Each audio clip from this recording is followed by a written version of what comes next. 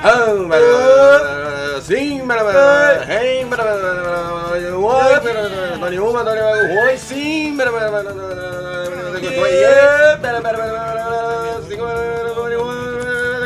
sold.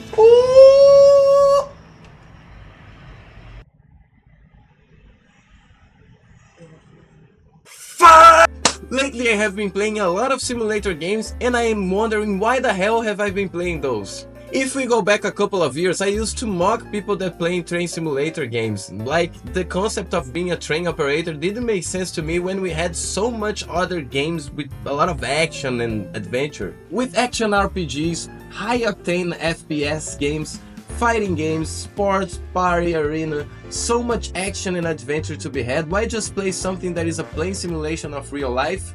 It didn't just seem boring, it seemed like you needed to live under a rock and not know all the big and indie title games out there that were so wonderful and magical and choose to pick a boring train operator simulator game?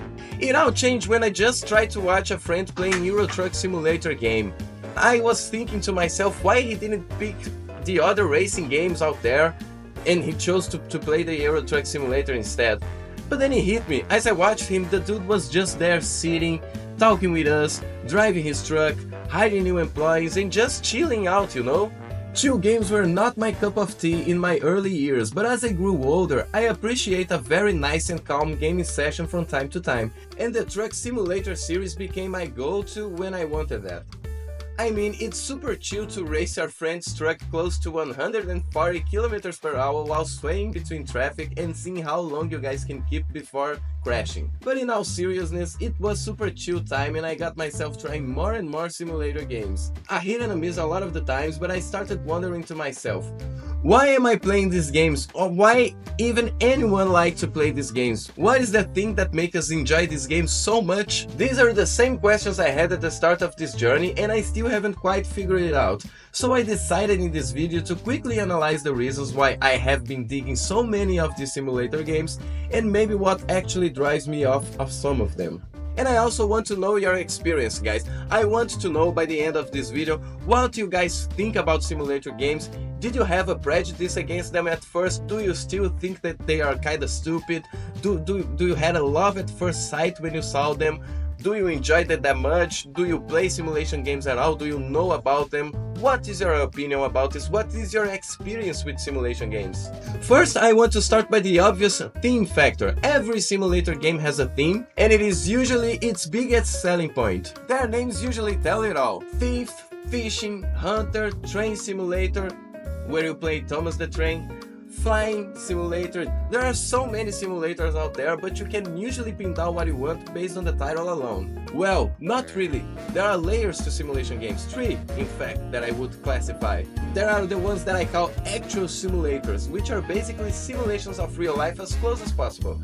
Usually they will be as complicated as real life, if not even more, and you will have deep mechanics on how things work. Like the flying simulator game, or that goddamn digital combat simulator game that requires 200 gigabytes for it. Oh my god, what the f***? I played that game once and I can confidently say I wasn't even able to move the airplane, let alone take it off from the ground. That game is super hard and extremely realistic. After probably 30 minutes I just gave up. We then have the middle guys, the ones that try to balance out fun and simulation while having engaging gameplay loop. I would personally put the truck, farming and car mechanic simulator games in this category. Then we have the slop, the cash grab, asset flip, slow effort, dumpster dive, YouTuber trap simulator games. Those, my friends, are the very definition of one man's trash is another man's treasure. Lately I have been devouring Storage Hunter Simulator, a silly game that looks like an asset flip on all areas, coding, animation, 3D models, but has enough associations with the Storage Hunters show to make buzzers that love the concept like me to actually be completely glued to the screen, like our brain has been conditioned in a lab to release happy chemicals every time I open this game because I can't explain why I keep coming back to it. But as a coping mechanism, let's try to rationalize it. The game has a simple progression system and you have the ability to buy stuff and turn a profit on everything you buy. You can also bring unidentified items to specialists, kinda simulating what happens in the show when they need specialists to help determine an item's worth. And even though everything is bare bones and shallow, I still come back every day to play 1 or 2 hours after work, chilling and trying to get the highest bid while also turning a profit on everything I find in the storage units. Getting better vehicles, buying new pawn shops to sell your stuff for better profits, and trying to buy better tools so I don't depend that much on the specialists anymore. It's simple and shallow, but it actually works, and obviously the theme helps a lot. And I know my time with this game will be short-lived, but honestly I have a lot of fun with the game.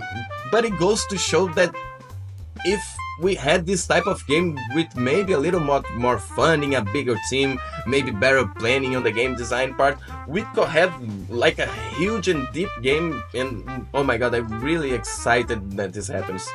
Obviously, one of the main things shared in common by many of the cool simulator or even the slop simulator games I've played in this road so far is having the enterprise option, where you grow from renting your stuff to actually owning your company, and some even allow for workers to be hired, increasing that feeling of having a growing company going on. And after analyzing it on my $1 million gaming lab, here are the results my scientists brought me. Number 1, we got the theme that attracts a specific niche to play the game, effectively filtering customers. Number 2, we need a manager-centered gameplay, something to keep you engaged in the gameplay loop and help you with the sense of progression while also having milestones to keep you going. And number 3, you will need a gimmick or more. It can be wonky physics, it can be that it simulates places in real life, it can be playing together. The more features you have to keep players engaged, the better the chances of your game succeeding. Maybe for the true simulation games, that gimmick will always be how close they are to real life. But definitely I would guess online connectivity or high fidelity will help. The slop ones will probably use the janky and wonky physics and not take themselves seriously at all. The fun ones will probably try to engage in a little bit of both, trying to have the ties with realism while also having quality of life features to help you enjoy the game the way you want. Like the Farming Simulator series that allows you to have AI workers working for you while you teleport between vehicles to check how your work is being done throughout all the farms. And even the fields, they aren't as real as they should be in real life. I mean, who would want to play with real life fields, right? Who am I kidding? There are thousands of mods, enormous, ginormous, gargantuous fields. It's insane. So after analyzing this, my scientists in my $1 million laboratory have given me the following results. Simulation games are definitely a niche, and they are successfully already at the first impressions because they probably managed to filter out people based on the theme already. And the people who like the theme will usually stick if the game is not complete ass because of the manager mechanics and the roadmap of content to unlock to keep them engaged in the progression.